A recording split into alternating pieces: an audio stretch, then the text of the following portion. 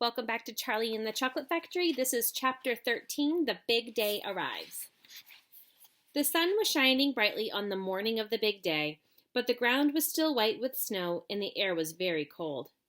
Outside the gates of Wonka's factory, enormous crowds of people had gathered to watch the 5 lucky ticket holders going in. The excitement was tremendous. It was just before 10 o'clock. The crowds were pushing and shouting, and policemen with arms linked were trying to hold them back from the gates. Right beside the gates, in a small group that were carefully shielded from the crowds by the police, stood the 5 famous children, together with the grown-ups that had come with them. The tall, bony figure of Grandpa Joe could be seen standing quietly among them, and beside him, holding tightly onto his hand, was little Charlie Bucket himself.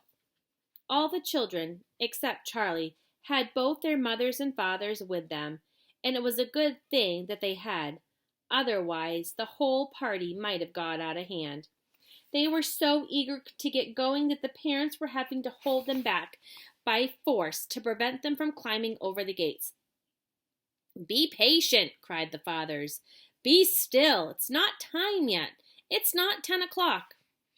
Behind him, Charlie Bucket could hear the shouts of the people in the crowd as they pushed and fought to get a glimpse of the famous children. "There's Violet Beauregarde," he heard someone shouting. "That's her, all right. I remember her face from the newspaper."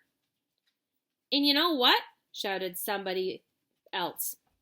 "She's still chewing that dreadful old piece of gum she's had for 3 months. Just look at her jaws. They're still working on it." "Who's that fat boy?" "That's Augustus Gloop." "Oh, so it is. Enormous, isn't he? Fantastic." "Who's the kid with the picture of the Lone Ranger stenciled on his jacket?" Let's see if you can see them all lined up there.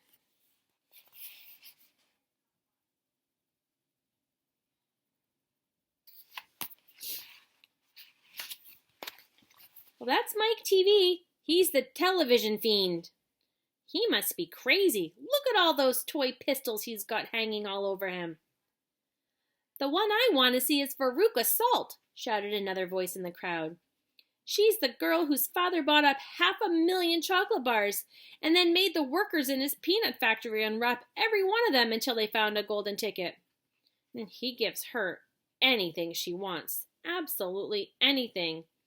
She only has to start screaming for it and she gets it. Dreadful, isn't it? Shocking, I call it. Which one do you think is her?" "That one. Over there on the left. The little girl in the silver mink coat." "Which one's Charlie Bucket?" "Charlie Bucket? Now he must be that skinny little shrimp standing beside the old fellow who looks like a skeleton. Very close to us. Just there. See him? Why doesn't he got a coat on in this cold weather? Don't ask me. Maybe he can't afford to buy one. Oh, goodness, he must be freezing." Charlie, standing only a few paces away from the speaker, gave Grandpa Joe's hand a squeeze, and the old man looked down at Charlie and smiled. Somewhere in the distance, a church clock began striking 10. Very slowly, with a loud creaking of rusty hinges, the great iron gates of the factory began to swing open. The crowd became suddenly silent. The children stopped jumping about, and all eyes were fixed upon the gates. "There he is!"